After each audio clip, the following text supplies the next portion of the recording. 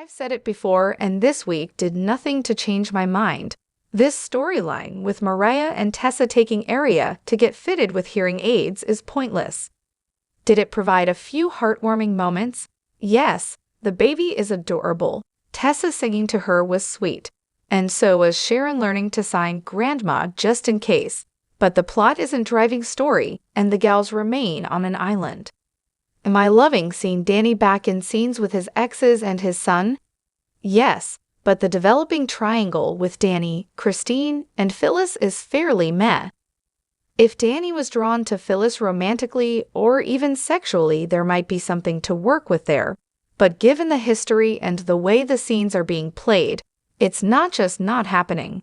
Which means we already know the outcome. Phyllis will lose out to Christine as part of her soap karma. Keeping the pointless coming is Daniel's love life. This is a strange one for me because Gracie and Khalil have chemistry, yet somehow Daniel and Lily are like watching paint dry. I found myself rooting for Heather to stir the pot just to liven things up. That said, there's nowhere much for this to go either. Heather is clearly a roadblock that's been brought in to facilitate Khalil's impending maternity leave, and that feels temporary. So why invest?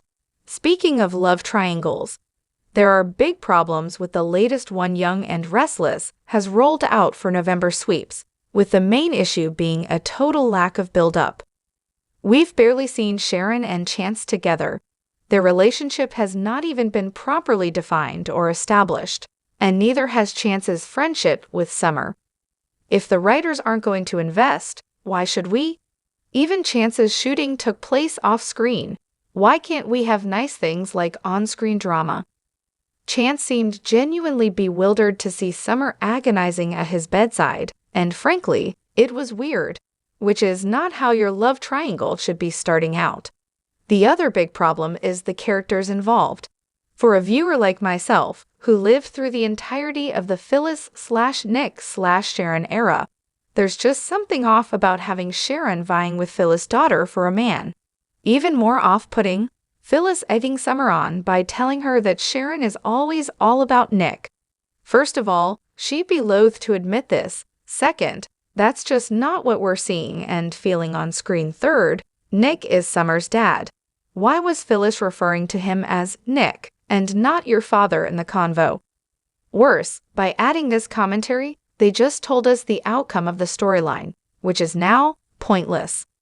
Meanwhile, as predicted, Nina apparently has an issue with Sharon/Chance.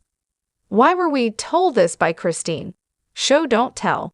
Fans had a lot to say. Victor's big test was also pointless, aside from the fact that it cut Nate loose so he could go back to Chancellor Winters. He didn't let the ruse go on long enough to truly see who would have done what, and he's no further ahead with his children. As for Nate, family or not, I can't imagine why Devin or Lily would ever want to work with this guy again given the history, or why Jill would allow him to come back. I also don't understand how Mamie has any say in what happens with the company as a silent investor with a minor stake in the company, or how Tucker would help her to get Jill out. It's all such a muddle. Anyway, spoiler alert.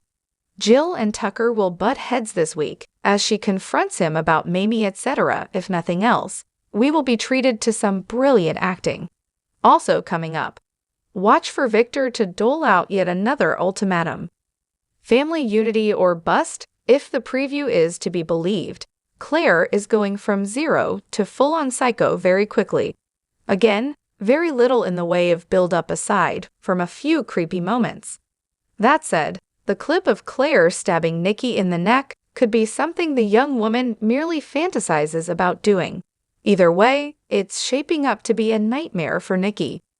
We also heard Victor mention a visit to Nikki's sister Casey in the promo, which was super exciting for the longtime viewers hoping for a Roberta Layton appearance. She was one of my faves back in the day, so I'd love to see it. Is Claire connected to Casey? Too soon to say. Perhaps Nikki never makes it to Casey's place, or Claire somehow encapsulated Casey and used her phone to lure Nikki out of Geno City. Some have wondered if Claire is related to Casey, But if that's the case, I can't imagine her wanting to harm Nikki. Anyway, feel free to share your theories in the comments.